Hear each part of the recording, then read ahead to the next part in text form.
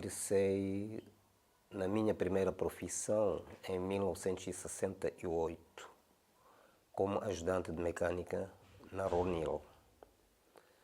Trabalhei de 68 até 1971 como ajudante de mecânica, como o falecido irmão mais velho, onde em 1971 apareceu um senhor precisando de um mecânico para participar, para trabalhar na feitura de uma produção de longa-metragem que era o título o explicador de matemática.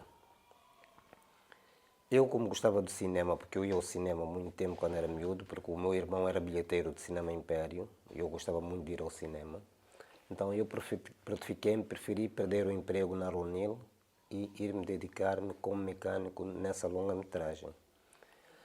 O contrato que eu tinha nessa longa-metragem era, se caso houvesse alguma avaria durante a produção do filme, e eu pudesse reparar os carros, e engrenei-me assim.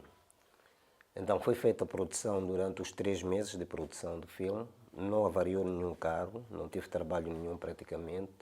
Quando terminou as filmagens, eu como fiquei pasmado pelo trabalho que eu via ali todos os dias, então pedi ao dono da empresa, que era o Sr. António Jorge Corinha Ramos, que era o dono da empresa da Somar Filmes e Film Lab ao mesmo tempo, porque era uma produtora com 2 empresas ao mesmo tempo. Uma era Somar Filmes, que era produção de filmes, de documentários, e a outra era Film Lab, que era Filmes Laboratórios Limitada, que era a parte do laboratório onde eram revelados os filmes.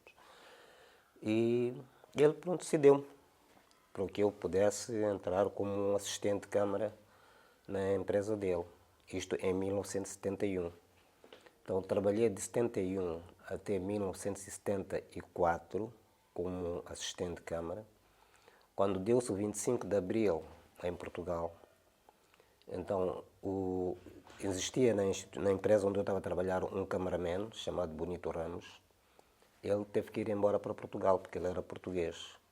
E nessa altura a empresa ficou sem nenhum operador de câmara. Então é onde dediquei-me mais, pessoalmente, tive mais dedicação de aprender a fazer câmara. Já tinha alguma curiosidade daquilo que eu via.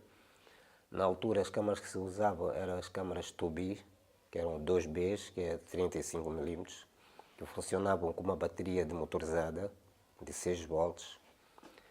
Então, nessa altura, comecei também a aprender, mas trabalhava-se em filme na altura, não havia vídeo na altura, era cinema mesmo, era película 35 mm. Nem filme 16 mm havia, mas era muito pouco, usava-se mais 35 mm. Então fui aperfeiçoando-me, fazendo alguns trabalhos dentro da empresa, já que não havia nenhum operador. Eu filmava alguns documentários e algumas publicidades para a empresa. Então fui aperfeiçoando-me a si mesmo.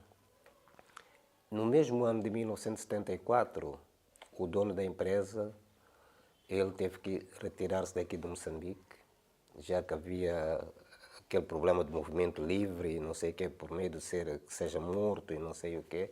Ele fugiu, foi para a África do Sul. Então a empresa ficou praticamente sem ninguém para poder dirigir. Nós mantivemos na empresa. Houve a independência de Moçambique. Eu fui fazer a cobertura da independência do país. Fiz essa cobertura. Trabalhei com um brasileiro chamado Celso. Ele também estava a trabalhar em 16 mm, eu estava a trabalhar em 35 mm. Então é onde também tive mais conhecimentos de aprender, trabalhando com pessoas mais de fora do país. Apareci mais com algumas coisinhas que fizeram bem até para poder me ajudar na minha carreira profissional. E em 1976 houve a nacionalização da empresa. Quando houve nacionalizações, se não me falha a memória, acho que deve ter sido outubro de 1976, onde foi nacionalizada a empresa pelo antigo Ministério da Informação aqui em Moçambique. E começávamos a produzir alguns documentários para passar nos cinemas sobre a mobilização da população em Moçambique, que é para as pessoas poderem aderir-se às machambas, machamba do povo. Então fomos produzindo essas coisinhas com o Ministério da Informação. Então, onde em 76 foi nacionalizada um restaurante chamado, na altura, Casa das Beiras, que é o atual, passou a ser o Instituto Nacional de Cinema, que é o atual INAC. Isto era era um restaurante grande. Então, quando foi nacionalizado, então passei para o INAC, neste caso, onde vim trabalhar na divisão, na reconstrução do restaurante, transformando em Instituto Nacional de Cinema, construindo laboratórios, departamentos de produção, departamentos de câmara, departamentos de som, essa parte toda. Então, participei nisso tudo, de 76 até trabalhei no mesmo Instituto Nacional de Cinema de 1976 até 1998.